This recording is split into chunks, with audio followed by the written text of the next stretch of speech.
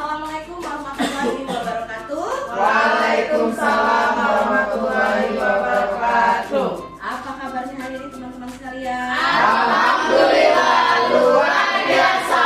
Allahu Akbar. Oke, hari ini saya Devi Astariana akan menjelaskan tentang kenali potensi dan juga jalin koneksi. Tapi sebelum itu, marilah kita berdoa terlebih dahulu. Semoga kegiatan atau pengibatan pada hari ini berjalan dengan baik dan lancar, sehingga nanti ada beberapa ilmu yang bisa kita terapkan ketika kita dalam proses belajar mengajar di sekolah atau di kelas kita masing-masing.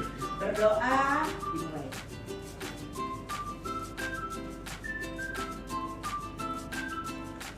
Selesai?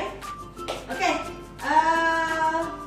Ini yang hadir rata-rata balik kelas ya. Balik kelas dan juga guru mapel. Nah, tema hari ini itu adalah apa tadi? Kenali potensi dan jalin koneksi. Sebelum kita mulai proses pembelajaran kita pada siang hari ini ya, alangkah baiknya kita melakukan ice breaking terlebih dahulu.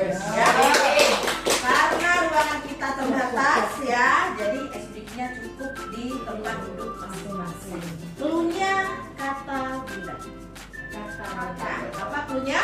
Kata bunda. Artinya kalau diawali dengan kata bunda boleh dilaksanakan. Kalau tidak diawali oleh clue kata bunda maka jangan Laksanakan. Ibu siap, pasti sudah pada ngantuk ya. Mari kita ice breaking terlebih dahulu. Oke? Oke. Paham ya untuk aturan ice breakingnya ya, aturannya ya. Bisa kita mulai? Bisa. Konsentrasi. Konsentrasi dimulai. Konsentrasi. Konsentrasi dimulai. Kata bunda, angkat tangan sebelah kanan, kemudian turunkan. Berapa orang? Satu. Tadi harus kata siapa bunda. ya? Ingat dulu ya. Kata bunda. Ya, Ustaz So sudah ngantuk ya, sehingga fokusnya berkurang. Oke? Konsentrasi. Konsentrasi dimulai. Kata bunda, angkat tangan sebelah kanan. Kata bunda turunkan. Kata bunda pegang kepala. Kata bunda turunkan, pegang pundak. Oke. Ternyata masih fokus ya, walaupun sudah waktunya udah siang hari ya. Oke, teman-teman sekalian, terima kasih atas waktunya ya yang sudah bersedia mengikuti proses apa namanya penyimbasan ya, penyimbasan BK atau bimbingan konseling. Bunda rasa materi yang akan Bunda sampaikan ini khususnya adalah kenali potensi, ini sudah kita lakukan di sekolah kita ya.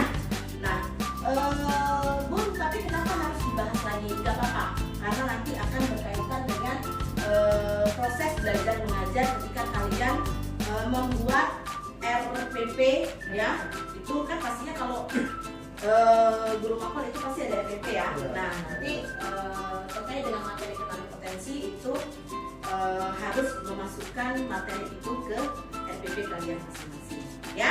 Fokus ya, bisa kita mulai ya. Oke, jadi judulnya kenali potensi dan jalin koneksi. Sebenarnya 7 jurus BK itu ada 7 ya, tapi Bunda fokusnya cuma ke 2 materi ini saja. Nah, yang pertama udah kenal pasti ya, gaya belajar. Ya, ada berapa gaya belajar? 3. Ada Auditory, visual, kinestetik. Ya, jadi cluenya kalau auditory itu Mendengar. kalau visual Melihat. kalau kinestetik Gerakan. Nah, teman-teman sekalian, pada saat proses kalian belajar atau menyampaikan materi di masing-masing kelas yang kalian ampuh, ada tidak kendala pada saat proses pembelajaran itu berlangsung yang berkaitan dengan gaya belajar? Ada pastinya ya. Kenapa? Karena setiap anak itu memiliki gaya belajar yang Berbeda-beda. sehingga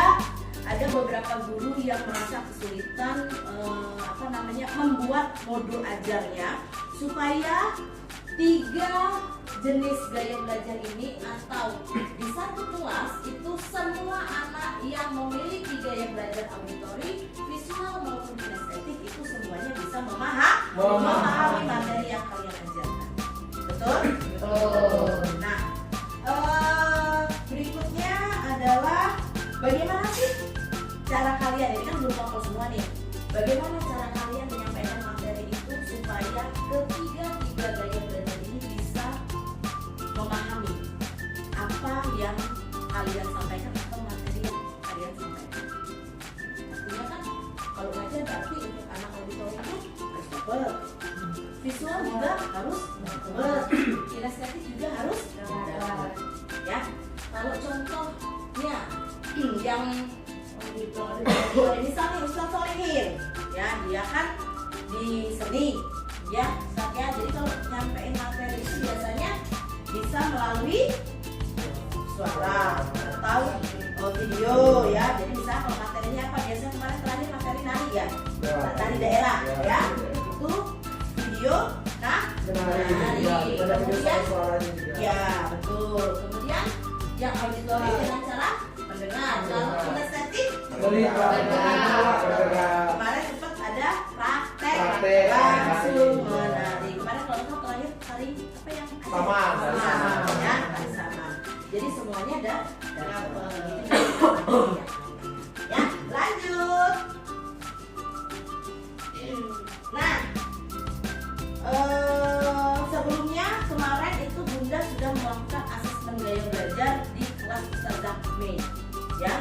Jumlah anaknya itu kalau nggak salah 24 ya. Jadi ada 4 orang yang auditori, ada 8 orang yang visual, sisanya kinestetik. Jadi dominan anaknya Ustazah Mei itu adalah kinestetik. Nah, apa itu gaya belajar auditori? Mendengar, berarti lebih cepat paham jika informasi disampaikan secara secara langsung, senang berdiskusi, mendengarkan penjelasan atau mendengarkan suara guru, mudah mengingat informasi yang didengar seperti lagu, cerita atau percakapan, ya, cenderung mengulang informasi dengan cara mengucapkannya. Strategi apa sebagai guru? Gunakan Diskusi, tanya jawab, rekaman suara, edukatif. terakhir Dorong murid untuk menjelaskan kembali materi dengan kata-kata sendiri. Pernah nggak kalian dapat kalau lagi ulangan tertulisnya ada yang anak itu jawabannya improv sendiri, tidak sama dengan yang di buku. Jadi intinya tetap dapat, tapi dia improvisasi sendiri jawabannya. Ya, ada ya yang seperti itu ya. Oke, lanjut. Kemudian gaya belajar visual dengan cara senang membaca dan mencatat. Ya, kemudian tertarik pada tampilan visual seperti diagram, main map, video, ilustrasi atau slide presentasi. Ya, saat belajar cenderung membayangkan dalam pikirannya. Jadi dia ketika kita belajar, ya, oh berarti kalau misalnya kita, yang namanya pantai itu misalnya ya, begini dia sudah langsung bagaimana. Ya, strategi pembelajaran yang efektif apa? Gunakan gambar, konsep, video, infografis. Ajak murid membuat catatan, warna-warni, main atau sketsa. Pernah lihat anak-anak buku catatannya ada yang menarik? Ya. Warna-warni, sampai diukir, ya, pakai stabilo. Kemudian ada lagi tuh pernah Bunda dapet anaknya Ustazah Fiona, itu dia pintar kayak bikin anime, ya seperti itu. Itu adalah ciri-ciri anak yang gaya belajarnya lebih visual. Oke, gaya belajar kinestetik. Nah, kalau Bunda ini maksudnya kemana? Kinestetik. Kalau Ustaz Solihin? Kinestetik. Kenapa? Karena belajarnya lebih efektif dengan menyentuh, bergerak daripada teori. Eksperimen atau aktivitas fisik. Pernah nggak kalau di pelajaran IPA, ketika di teori dia cak galak cak tidak mendengarkan penjelasan guru, tapi ketika praktek paling semangat. Itu ciri-ciri anak introverti. Mudah bosan jika hanya duduk diam terlalu lama. Sering menggunakan gerakan tangan saat berbicara atau belajar. Jadi badannya ini semuanya bergerak dari atas sampai ke bawah. Tidak bisa monoton dengan hanya satu pekerjaan saja. Mudah bosan, ya. Strategi pembelajaran yang efektif seperti apa? Menggunakan permainan edukatif, simulasi, eksperimen atau memainkan sebuah peran. Sertakan aktivitas fisik dalam pembelajaran seperti berdiri, saling menjawab atau berjalan antar Ya, kelas. saya melihat untuk di bagian ini seluruh guru yang ada di SMP Islam Al-Fahad itu sudah melakukannya. Sudah berinvestasi, ya. Contoh Zaega kalau ngajar kita sering berapa kali lihat suka disertai dengan media pembelajaran, kemudian SDGing, tidak hanya di dalam kelas saja, ya. Ustazah kami juga gitu. Ada yang main apa namanya? Ya, betul. Prakteknya ya.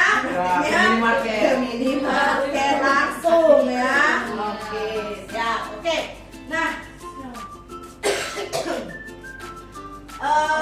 karena yang apa namanya, yang pola belajar itu kita sudah lumayan paham dan sudah kita lakukan di sekolah. Nah, kemarin Bunda melakukan tes gaya belajar itu menggunakan web Aku Pintar ID. Itu untuk tes gaya belajar sama tes kemampuan. Nah, untuk teman-teman atau rekan-rekan sekalian ya, untuk bisa lebih meyakinkan lagi, bisa nanti ya di waktu yang senggang bisa lakukan tes di Aku Pintar ID khusus untuk tes gaya belajar dan juga tes kemampuan. Ya, boleh nanti dicoba. Berarti untuk siswa-siswa juga bisa ya? Bisa, karena siswa itu kita kemarin pakainya ini tes di ini apa? Aku Pintar. Kita nggak bisa pakai handphone ya, jadi kemarin Bunda langsung aja menggunakan Chromebook ya. Nah, jalin koneksi. Sudahkah kita sebagai guru menjalin koneksi yang baik dengan para santri atau siswa? Sudah. Ya. Tapi apa itu jalin koneksi? Jalin koneksi antara guru dan siswa adalah Proses hubungan yang efektif dan efektif antara guru dan siswa di lingkungan pendidikan. Ini sangat penting meningkatkan kualitas pembelajaran dan mencapai tujuan pembelajaran. Ya, supaya apa? Supaya pembelajaran atau di lingkungan sekolah itu bisa tercipta suasana yang menyenangkan. Guru-guru enjoy mengajar, anak-anak juga enjoy menerima pelajaran. Jadi tidak dengan rasa terpaksa. Ya, lanjut. Manfaat jalin koneksi: meningkatkan motivasi belajar siswa, meningkatkan kepercayaan diri siswa, meningkatkan kualitas pembelajaran, mengurangi konflik dan masalah perilaku. Yaitu tadi, kalau gurunya tadi nyaman, ya, suasana hatinya senang, nggak uring-uringan, yang pasti efeknya ke santri juga bagus, ya. Kemudian keterampilan mendengar aktif. Nah, ini yang mau Bunda tekankan ke teman-teman atau rekan-rekan sekalian, karena masih ada beberapa guru ya yang Bunda lihat itu ketika ada anak yang bermasalah, jadi kan nggak semua masalah itu langsung ke dekanan ya, biasanya melalui wali ke terlebih dahulu.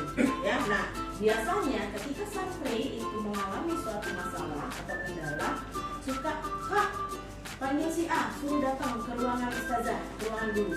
Ya, ketika di ruangan guru tanpa melihat kiri kanan, tanpa melihat situasi, kita langsung marah dan ngejudge anak. Ya, itu kira-kira efektif, bagus atau enggak? Takutnya nanti malah mental anak yang kena. Nah, ini dia yang pertama, keterampilan membuka percakapan. Jadi pertama itu yang harus kalian lakukan ketika ada anak bermasalah, gunakanlah ruangan BK. ya panggil anak dengan baik, suruh dulu masuk ke ruangan, ya tanya dulu apa kabarnya, tahu nggak kak kenapa kamu bunda panggil ke ruangan ini, kira-kira kenapa, duduk dulu, kalau misalnya dia merasa gelisah dan tidak nyaman, dinyamankan dulu, kasih minum, ya. Nah, keterampilan membuka percakapan tadi, apa kabar kak, nggak apa-apa dengan menggunakan sentuhan sambut. Assalamualaikum, waalaikumsalam, silakan masuk kak, ayo sini duduk, silakan. Gimana kabarnya hari ini? Lagi pelajaran apa sekarang? Sudah izin belum sama guru-gurunya? Duduk sini nak. Kira-kira kakak tahu nggak kenapa bunda panggil atau ustazah panggil? Ya, etikanya seperti itu. Nyamankan dulu anak ini. Karena kalau dia sudah nyaman, insya Allah informasi yang akan dia sampaikan itu paham. Ya, keterampilan bertanya. Bertanya bukan menuduh. Bedakan ya. Benar kan? Tadi kakak yang gak usah duluan bertanya bukan itu? Menuduh. Kakak tahu kenapa bunda panggil? Dan nyaman ini ya? Tahu itu. Kenapa kira-kira? Ya? Kenapa bisa sampai terjadi perkelahian? Itu bertanya. Tapi kalau datang, tahu kan duluan yang mulai? Itu namanya menuduh. Ya, gunakan kalimat-kalimat pertanyaan yang bagus, kemudian yang intinya kita bisa menggali informasi dari anak tersebut. Keterampilan respon. Jadi jangan guru BK, wali kelasnya juga pasif cuma dengerin aja. Ya. Oh begitu. Gimana kejadiannya kak? Oh apa yang kakak rasakan? Sakit di bagian mana? Ya, direspon. Ya, kemudian ya, refleksi, keterampilan merefleksi. Ya, apa itu keterampilan merefleksi?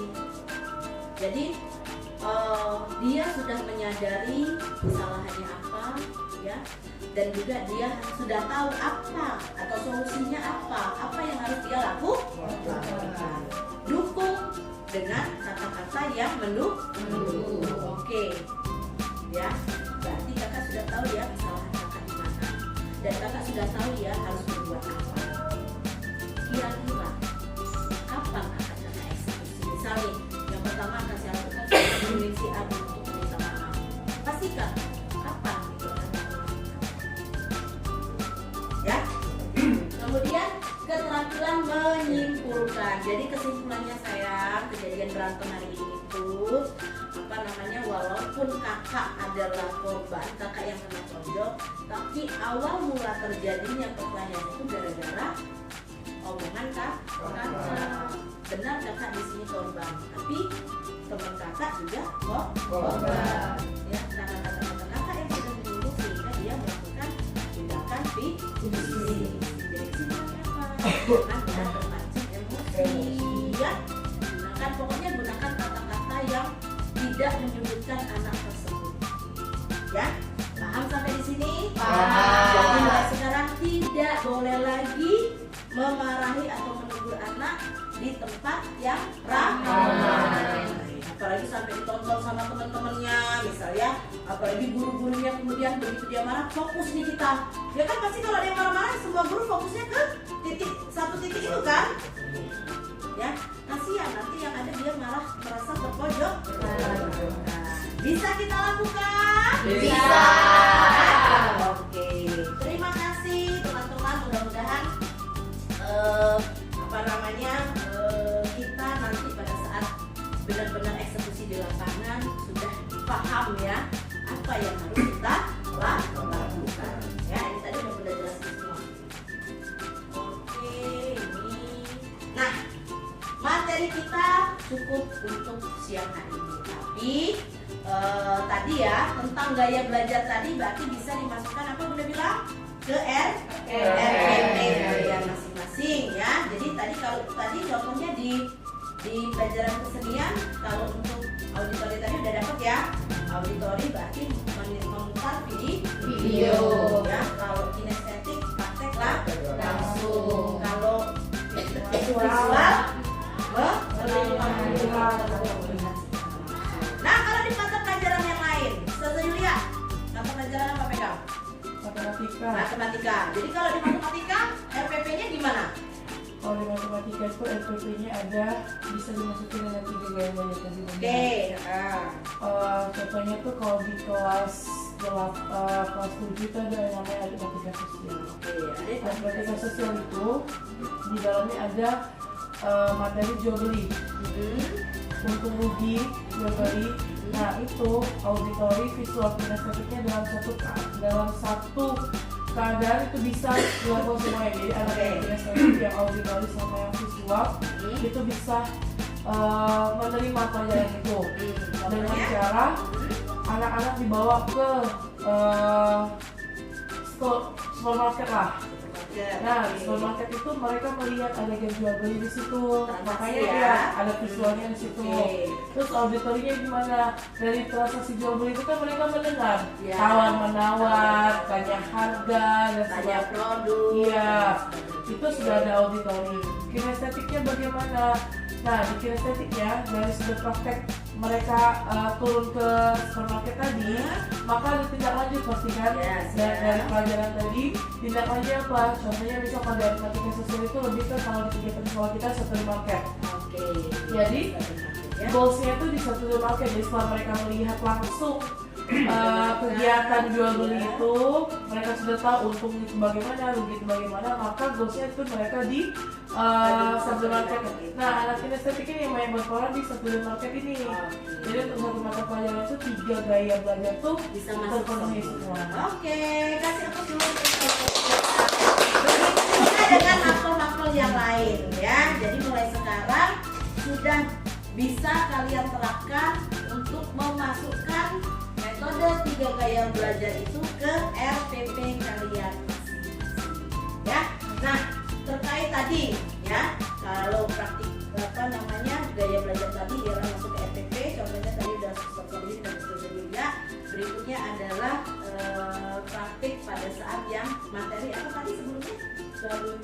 Jalin koneksi yang kita contohkan tadi ya. Bagaimana cara kita manggil, bagaimana cara kita nyambut anak ya.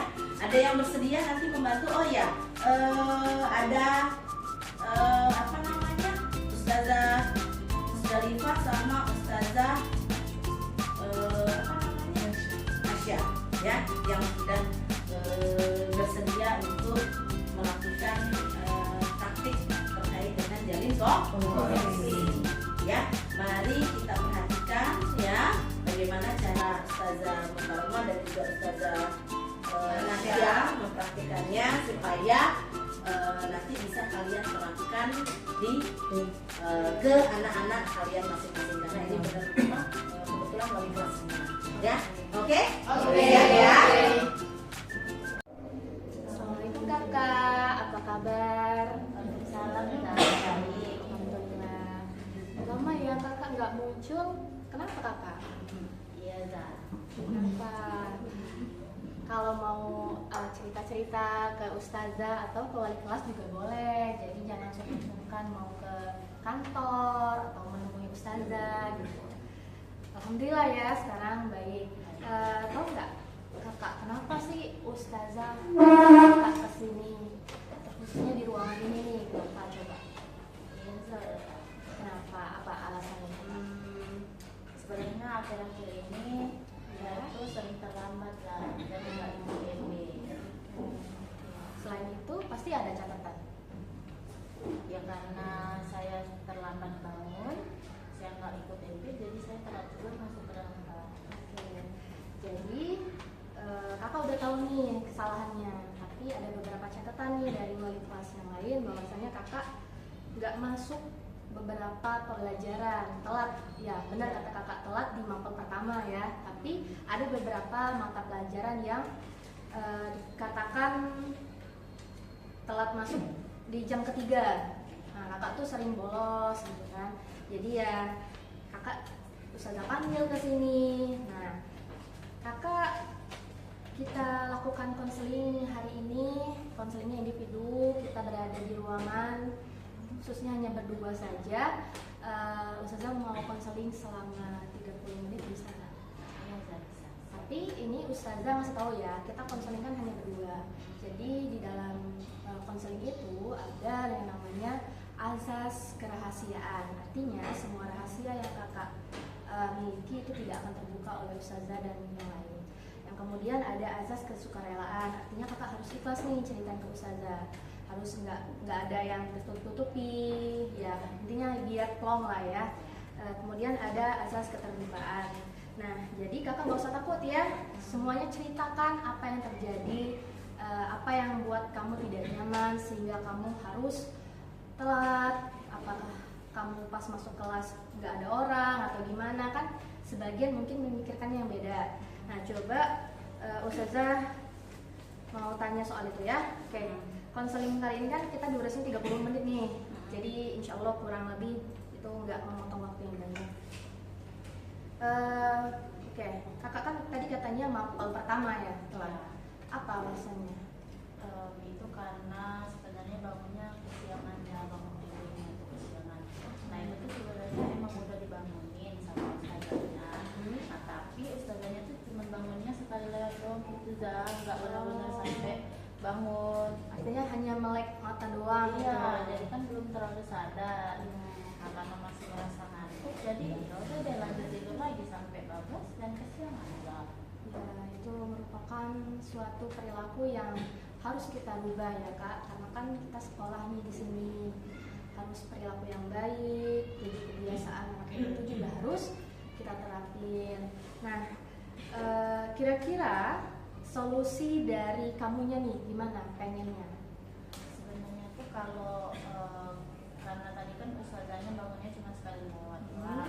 Nah maunya tuh dibanguninnya tuh benar-benar sampai bangun gitu Zah, nggak cuma sekali dibanguninnya. Artinya kan kalau udah sekali saya dibangun tapi belum dibangun, dibangunin lagi gitu sampai benar-benar sadar dan saya udah siap untuk bangun. Ya, artinya ada satu kontrol pengawas, misal dari teman kamu ya, dari teman yang satu kamar atau yang samping kamu yang menjadi bestie kamu di kamar, itu kontrol ke kamu bahwasanya nih kamu nih harus bangun, tapi sampai kamu udah rapi siap berdiri langsung pergi ke sekolah gitu.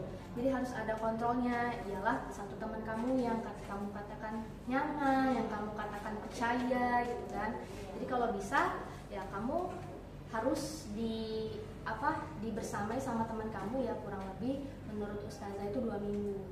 Jadi kita harus melakukan sebuah konseling ini nih 2 minggu ya.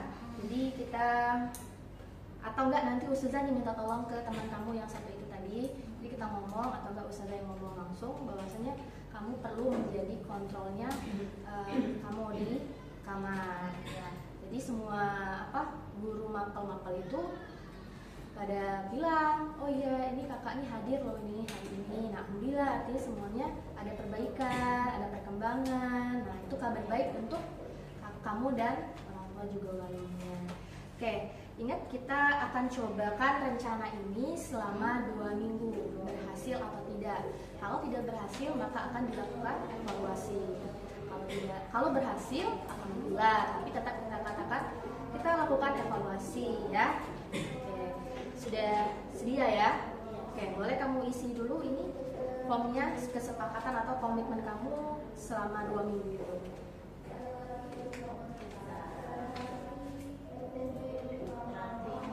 Selama 2 minggu ya. Ya, kamu tinggal tanda tangan ya. Oke, ini ustazah akan kontrol dan pantau kamu selama 2 minggu. Semoga harapannya baik dan semoga tidak ada lagi wali kelas atau pengaduan yang lain. Oke, terima kasih. Boleh silakan keluar kakak. Makasih ya, Ya, sama-sama. Waalaikumsalam. Oke, teman-teman sekalian, cukup untuk materi hari ini. Jadi ada gaya belajar sama jalin koneksi. Bunda pengen yang jalin koneksi itu benar-benar berjalan di sekolah kita, khususnya terhadap kepada wali kelas yang pegang kelas ya. Jadi jangan lagi sampai terulang kejadian-kejadian atau pemanggilan anak yang sampai merusak mental anak-anak di kita. Karena sudah Bunda kasih trik and tricknya dan bagaimana cara menyelesaikannya.